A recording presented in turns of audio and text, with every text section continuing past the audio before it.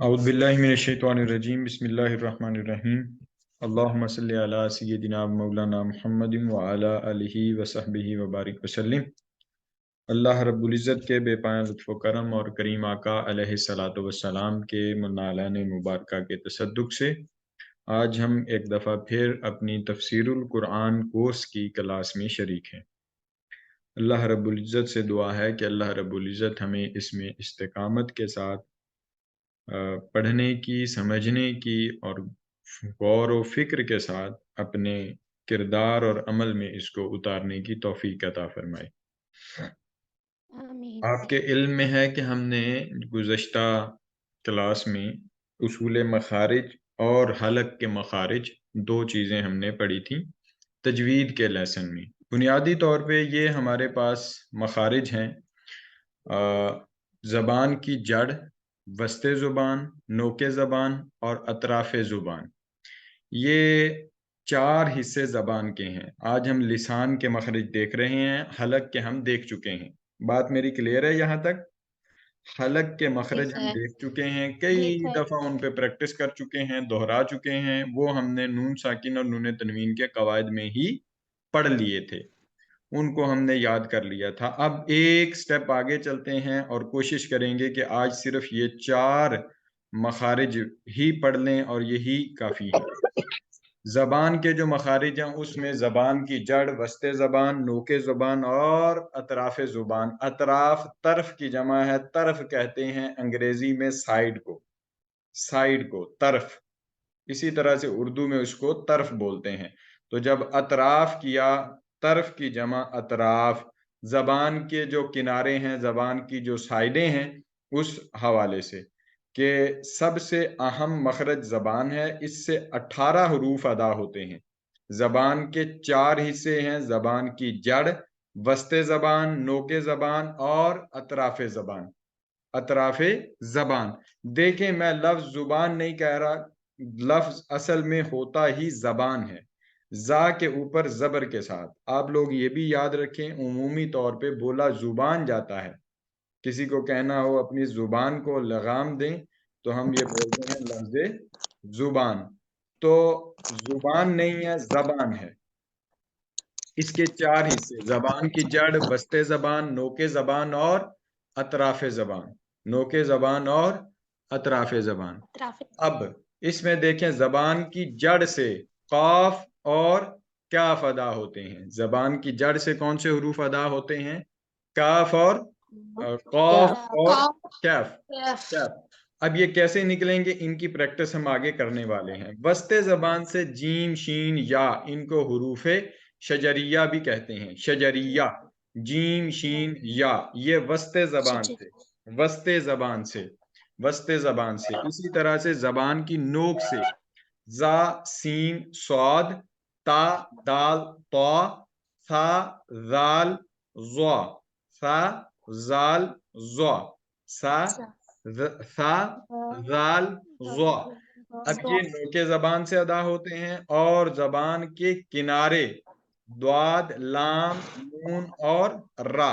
द्वाद, लाम, नून और रा, यानी अतराफ़े ज़ुबान से ये द्वाद, लाम, नून और रा।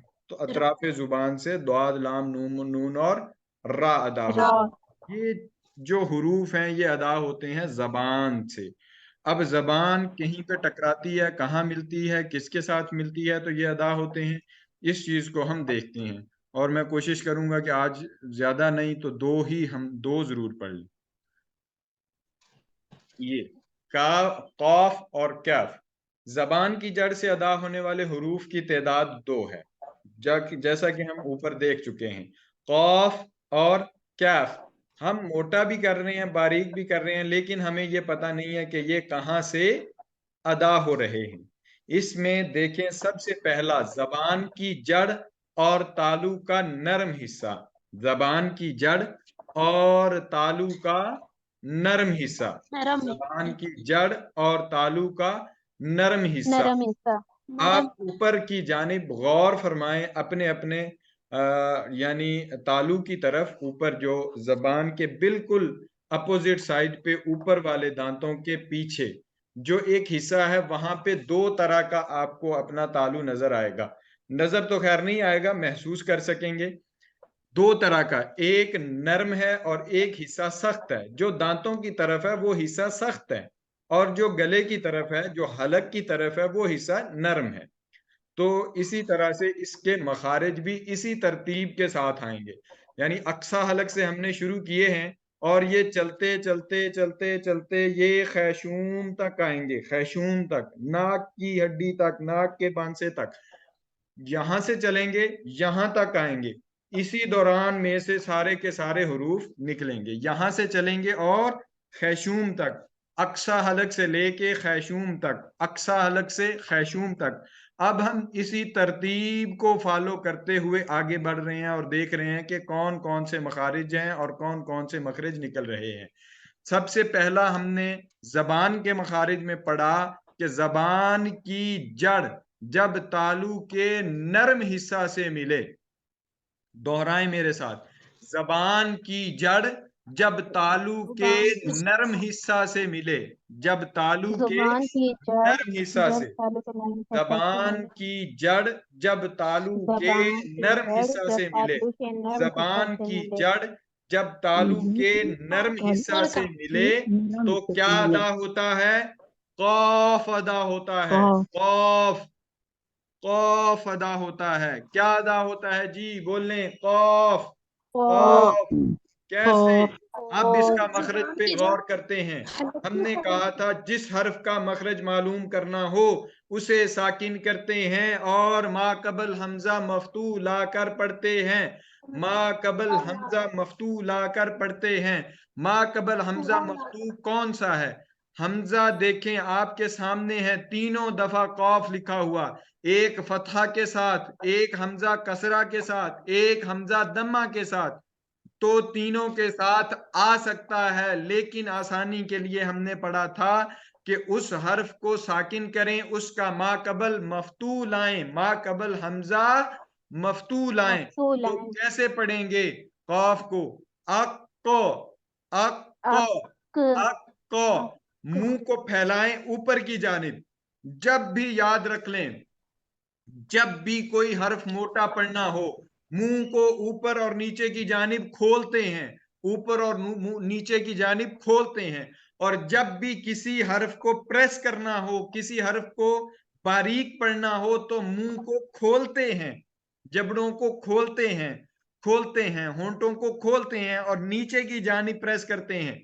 जबकि जब किसी हर्फ को मोटा पढ़ना हो, याद रख लें हमेशा ये कुलिया, कि मुंह को ऊपर और नीचे दोनों जानब खोलते हैं। पढ़ेंगे अक्को, अक्को, अक्को, इक्को, उक्को, अक्क, इक्को, उक्क। तो ये तरीकाकार है बेसिकली जबान की जड़ और तालु का नरम हिस्सा। अक्क, अक्क।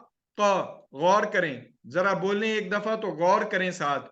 अक्क, अक्क। दोनों का मखरज भी अदा हो रहा है और हरूफ मोटे भी पढ़े जा रहे हैं, हरूफ मोटे भी पढ़े जा रहे।